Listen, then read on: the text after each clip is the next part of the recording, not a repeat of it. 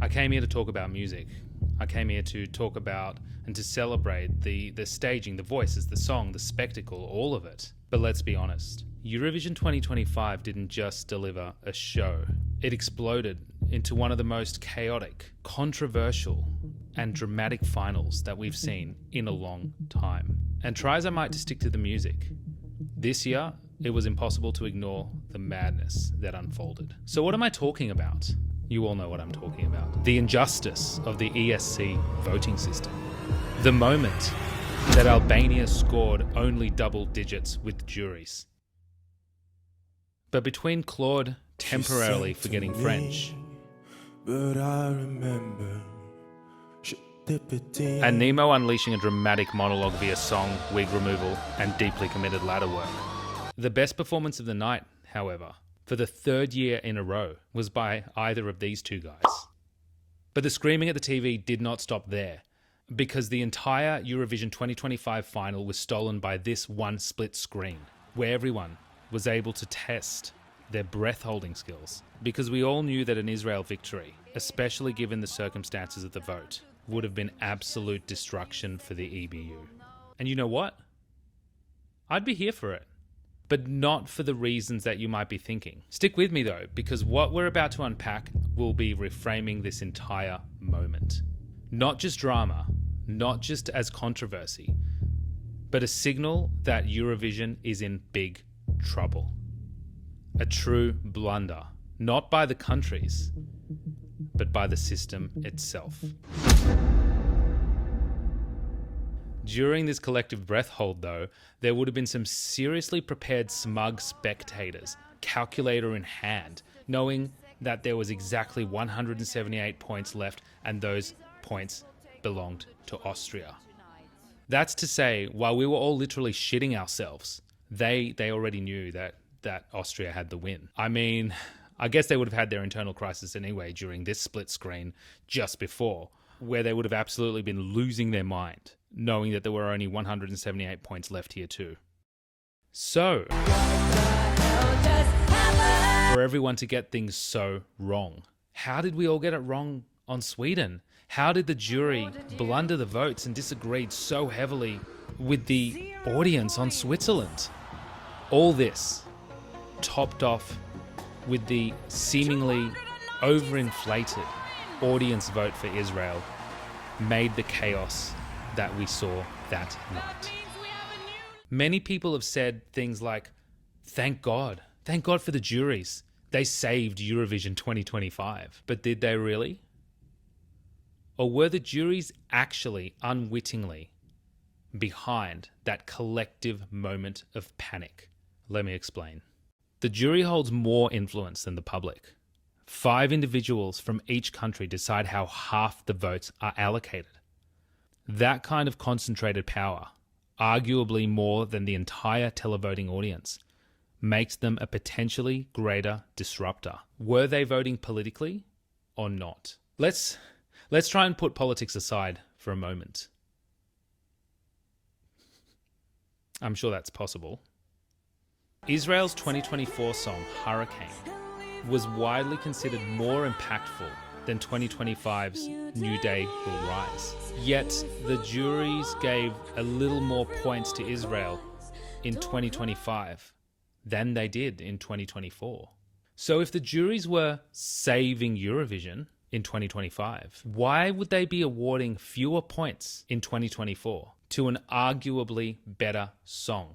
That contradiction matters. Because in 2024, Israel, again, arguably had a stronger song, received more points from the public and less points in the jury than 2025. Yet the narrative for this year has somehow become the juries saved Eurovision. Personally though, I think the judges were actually fair to Israel's act this year.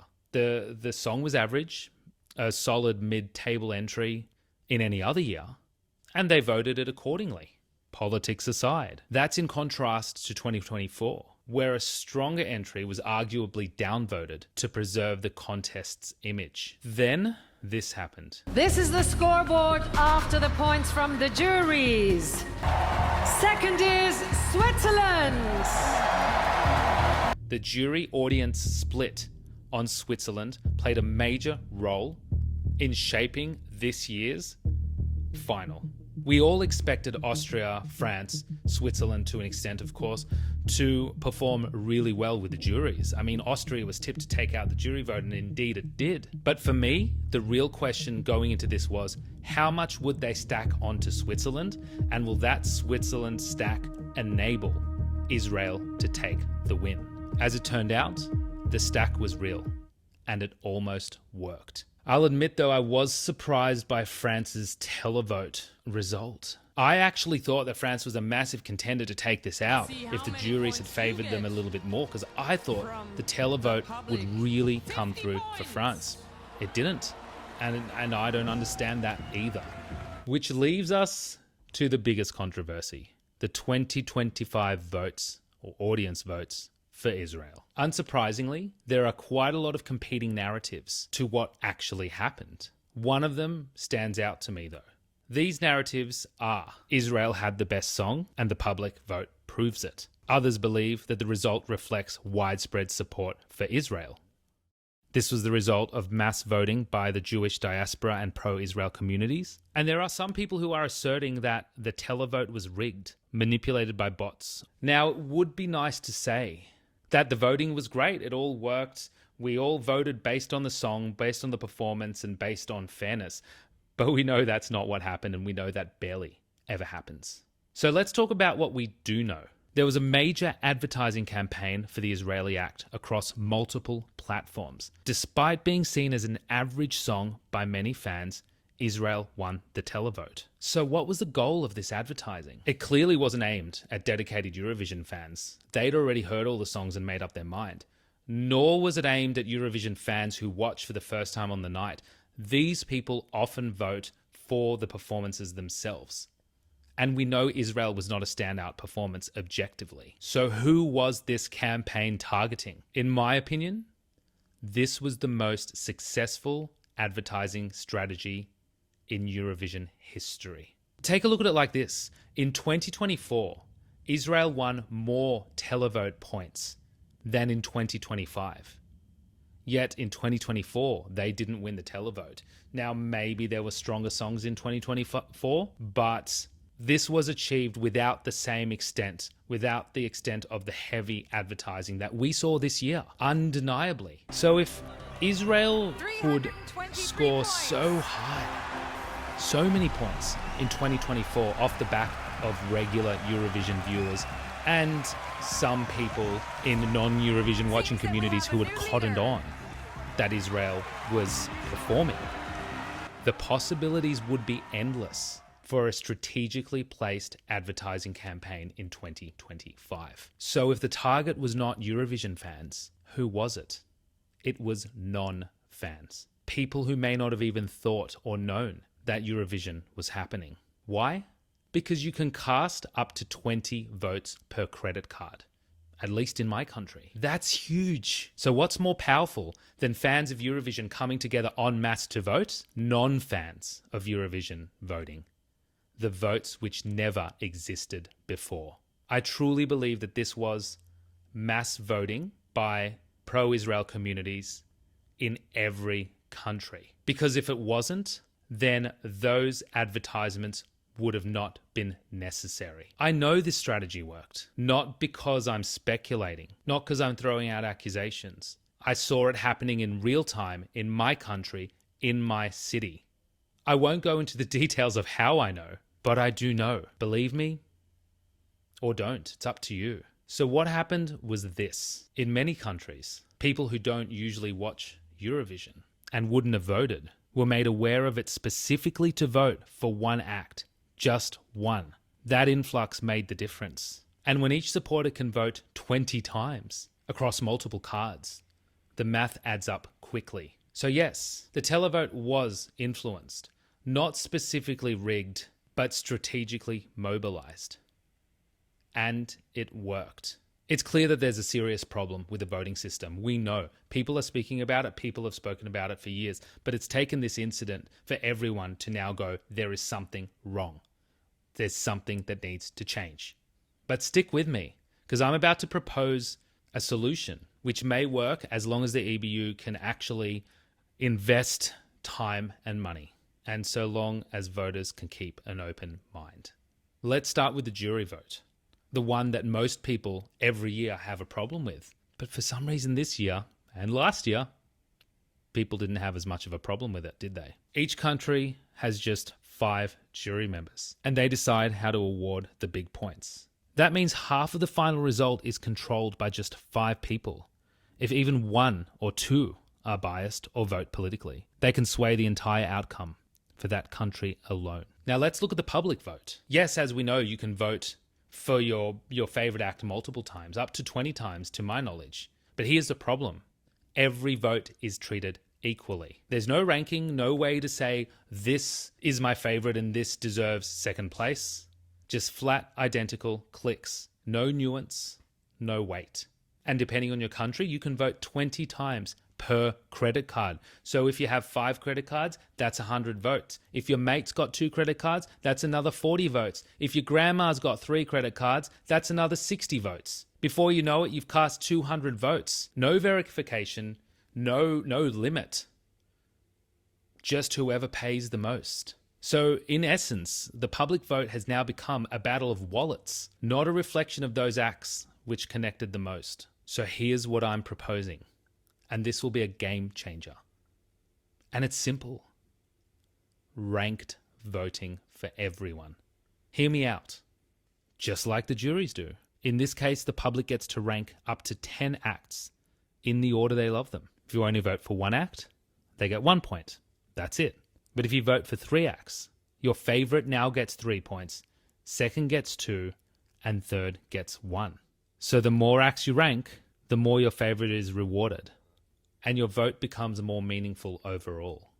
Now let's say you go all in and rank all 10 acts, just like the juries get to do. Actually, they rank all of them, but their top 10 is chosen. Then your points follow the traditional Eurovision scale. Your number 1 pick gets 12 points, your second gets 10, then 8, 7, 6, all the way down to 1 point for your 10th place act. This system, as it should be, encourages people to support multiple artists, not just one. And it spreads the love, which helps avoid the spam voting that we've seen over many years, especially this year. And even those who might want to spam vote and find a way to spam vote, they're now going to be forced to vote for other ones as well. That's too much of a risk. That's too much time for them. And especially for people who don't watch or care about Eurovision. It also gives voters a reason to engage more thoughtfully. You're not just clicking once, you're considering the whole show and saying, this is who stood out for me. And here's the magic of the system. When millions of people vote, the acts which most frequently land in that top 10, not just a few people's number 1 spots, will be the ones that rise to the top. This is how we reward broad support, not loud fan bases. This is preferential voting. Now here's the important bit, because there's been a lot of problems with people not liking the juries. We also now need to shift the power. Now that we've got a fair voting system for the audience, we need to shift the power between the juries and the audience vote. What that split looks like, I'm not sure. Whether it's 60-40, whether it's 35-65, whether it's 30-70. It doesn't matter, but we need to split, or maybe it does matter, but we need to split the juries and give them less weight. As we said, 5 people should not be able to be having the same weight as millions of people. That gives more weight to the fans while still valuing musical professional judgment. And because it's ranked, the total points truly reflect the public preferences. Then, like the old system, once everything is collated per country, the act with the most points gets 12, the act with the second most points gets 10, 8, 7, 6, and so on and so forth. But only now, these points are billed from millions of ranked votes, not just spammed clicks or 5-person panels. I've thought about this for a while. How will this work? We know that SMS is still the most used voting system. And I've got to say, this change will take a lot of adjusting and may be uncomfortable at first. Here's how it looks. You send a message which looks like this. Vote, in this case, up to 10 acts you preference in order. So in this case, the system replies, you voted for Sweden, Act 9, 12 points. France, Act 4, 10 points. Ukraine, Act 12, 8 points, and so on and so forth. If you confirm, you will not be able to vote again. Voting costs €5. Reply Y to confirm or N to cancel.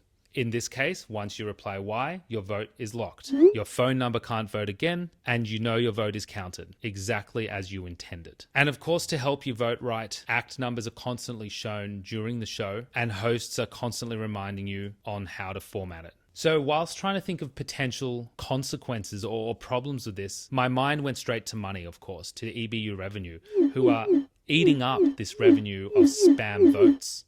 As we know right now, they make money off multiple paid votes for one person, for one act. But under this system, this means you can only vote once per phone number. And that's it. You rank your votes, you can only vote once. That's going to cut into the sum of money earned. Here's a potential fix though. The vote's going to need a flat fee, encouraging people to rank their 10 favourites, rather than just voting for one. I'm not sure how the EBU keeps their books. I don't know, but the equivalent of €5 per vote seems fair to me. I'm just a simpleton though. It's accessible, still cheaper than 20 votes, but now every vote is worth more. It's fair, it's transparent, and it still, to me, seems financially viable. And as we said, if somebody messes up their ranking, you get a confirmation message that you have to say yes or no. And if it's a no, you get another try. So let's talk about how this works online, because our current problem is you chuck in a credit card, vote 20 times, bring out your next credit card and vote another 20 times. So same as always, you go onto the official website or the Eurovision app. And like the SMS, instead of spamming or voting one act, you rank your ideally top 10. Each position, 1st to 10th place, has a drop-down menu where you can select 1st place, 2nd place, etc. In this case, could be 1st place Sweden, 2nd place France, 3rd place Ukraine, etc. No confusion, just a structured way to rank your favorites. Now here's the kicker. Once you fill in your choice, you put in your credit card details, you enter your valid phone number, you then hit submit. A confirmation SMS gets sent to your phone in the same manner as the SMS voting, asking you to confirm or deny. Once you confirm, your vote is locked, your number is locked, and you cannot vote again online using your number. The only way of voting. As the system, in this case, links every vote to a unique number. And once it's used, it's done. You get one voice, one vote, just like everyone else. But now that voice doesn't get drowned out by someone with their own credit card collection and too much time on their hands. Let's be honest though, this voting system is not going to be perfect from day one, and it will get a lot of backlash. The current SMS voting system has been going for a long time. It's what people are comfortable with, and it's going to be something that takes that discomfort to get through it, which takes a lot of adjusting. Some fans may also worry that it's less fun. I mean, part of the current hype is being able to just spam your favorite 20 times, 40 times, 60 times, depending on how many credit cards you have. It's chaos. It's community in ways, but it's simply unfair. It gives more power to money, not to music. This new system restores meaning to your vote. And honestly, fans already love ranking songs. They do it every year on Reddit, YouTube, and even the official Eurovision app, and then post that screenshot in Facebook groups. So why not make that part of the actual vote? Friends comparing their real top 10s, communities comparing their real top 10s, then going on to debate the rankings. More strategy, more story, more music. The fun doesn't go away though, because it gets deeper. This isn't about making the show more complicated. It's about making it more honest. Because if the juries get to rank their top, why don't we? The idea is to give fans a voice that counts and a vote that actually means something. It'll require heaps of work, of course, on the EBU's side. But if there's something I'm missing, let me know, because I'm pretty sure this could work. However, earlier I said this, because we all knew that an Israel victory, especially given the circumstances of the vote, would have been absolute destruction for the EBU. And you know what? I'd be here for it. That's right. that I would have been fine with Israel winning this year, given the circumstances of the vote. So unless you've been living under a rock, obviously you should already know that there have been loud, repeated calls for Israel to be excluded from the Eurovision Song Contest, just like Russia was from 2022. And yet the EBU has not budged. Their reasoning? Broadcaster participation must remain independent from government interference. According to the EBU, the Israeli government currently does not have any interference with their public broadcaster, unlike the Russians' entanglement with their own. That is to say, despite the alleged war crimes being committed by the country's government, the broadcaster is allowed to compete under these rules. And to be honest, I totally get it and actually agree. And look, certainly we'd be hard-pressed to find any other reason why the EBU is needing to keep Israel in this competition. So why did I say that I would be fine if Israel had won during that chaotic split-screen moment? Simply because it would have called the EBU's bluff, and the fandoms as well. Let's be real here though. The moment that Israel is allowed to compete, the moment that any country is allowed to compete, the possibility of them winning is always on the table. That's not a controversial take, that's just reality. But if they had won, that would have triggered a full-blown crisis for the EBU.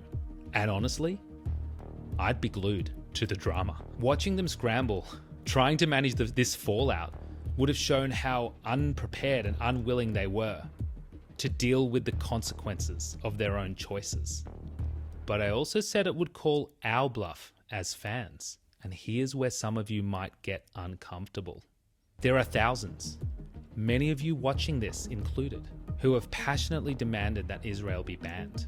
Artists, fans, activists. You've signed petitions, posted stories, joined protests, all citing genocide and international law. And yet the EBU did not flinch. Why? Because outrage isn't action. Because we're all still here, still watching, still tweeting #Eurovision. Here's the hard truth.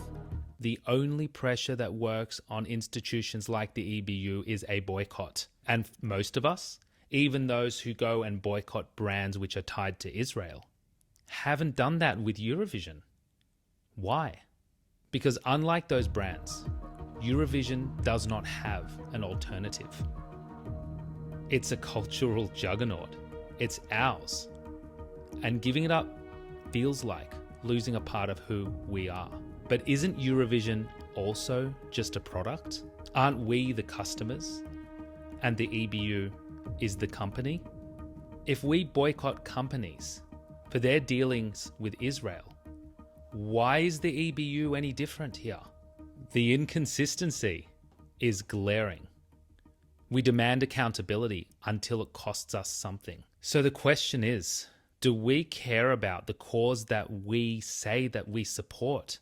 If we keep showing up every year knowing that there's a possibility that Israel can win? Or do we only start shouting about boycotts after they win? And let's not pretend this hypocrisy stops with fans. Take Nemo, last year's winner, openly critical about Israel's participation during the very competition that they won. And then they come back again this year to perform twice at a competition that, by many accounts, is complicit in platforming a genocidal state. So in the case of someone like Nemo, what changed? The stage? The paycheck? It raises a difficult but fair question. Were their values just for the press conference? Look, maybe I'm wrong. Maybe there's another way to see this. And if there is, I'd genuinely like to hear it. Because where I'm standing, an Israeli would have done one thing better than all the hashtags and outrage combined. It would have forced us all to finally confront the uncomfortable truth that we keep dodging. So where do I stand on this? Me? I'm standing and I'm staying for the music. Whether Israel wins or not. Whether Russia is invited back. Whether North Korea makes their debut. I'm here for the art, the music, and the shared experience. Because let's be honest, at this point, it's clear that the EBU is not impartial. And maybe they never were. And that's part of what we're just going to have to acknowledge if we start having real conversations about Eurovision and its future. What keeps me here is the incredible creativity and expression, the sheer brilliance of the artists who take the stage. Not the country they come from, not the flag they fly behind them. When I vote for the song, the performance, for the human being that's standing in front of us, delivering something personal, powerful, and vulnerable. For me, that's the heart of Eurovision. So instead of playing whack-a-mole with country bands because of politics, voting blocks, or marketing gimmicks, maybe it's time the EBU look inward. If there's manipulation happening, that's not on the countries, that's on the system. And the system can be fixed. The voting needs reform, the accountability needs to be real, and the EBU needs to stop pretending that their competition is flawless.